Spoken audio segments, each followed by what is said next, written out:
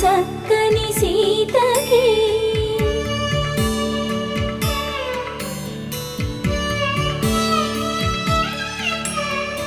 ఎర్ర జాబిలి చేయి